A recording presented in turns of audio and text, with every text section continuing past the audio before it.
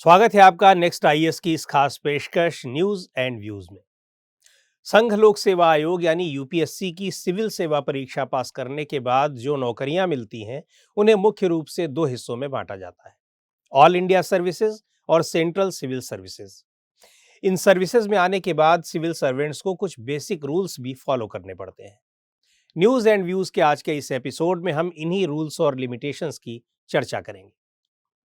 Indian constitution के article 312 में 3 all India services का प्रोविजन है। यह है आईएएस, आईपीएस और आईएफएस यानी Indian forest services.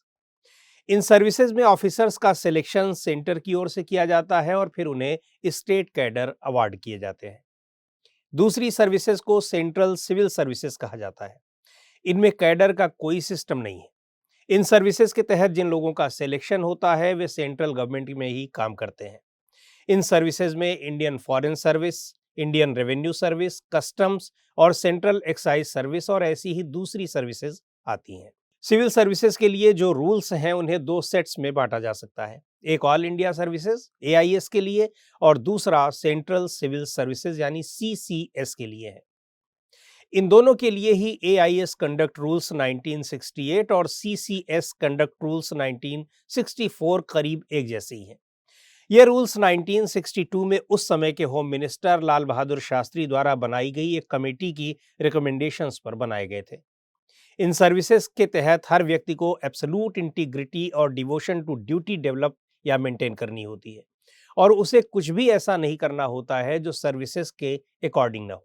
AIS conduct rules में रूल 4 क्लॉज 1 ज्यादा स्पेसिफिक है।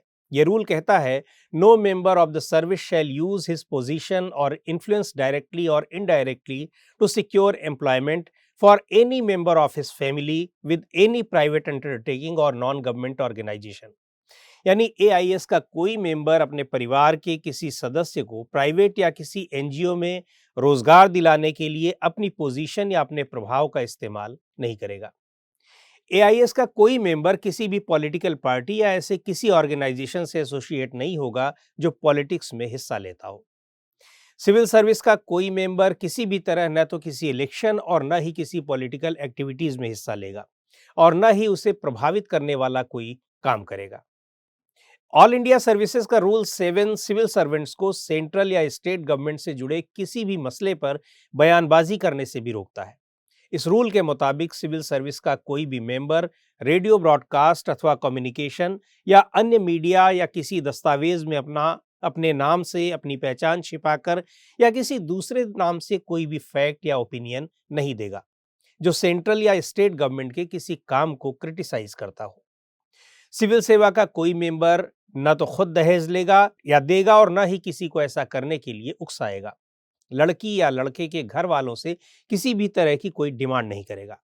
हालांकि कोई मेंबर अपने किसी परिवार, परिचित या मित्र से उपहार यानी गिफ्ट ले सकता है, लेकिन 25,000 रुपए की कीमत से ज्यादा वाले गिफ्ट के मामले में उसे सरकार को बताना पड़ेगा। इन कंडक्ट रूल्स का वायलेशन करने पर दो तरह की पेनाल्टीज हैं जिन्हें हम मेजर और माइनर में बांट सकते हैं। मेजर पेनाल्टीज में सर्विस से डिसमिसल यानी बर्खास्तगी भी शामिल है। तो आज की इस एपिसोड में इतना ही। अगले एपिसोड में हम फिर मिलेंगे किसी नए टॉपिक के साथ। आपको ये प्रोग्राम कैसा लगा कमेंट करके हमें जरूर बताएं। आप अपने सुझाव भी हमें भेज सकते हैं।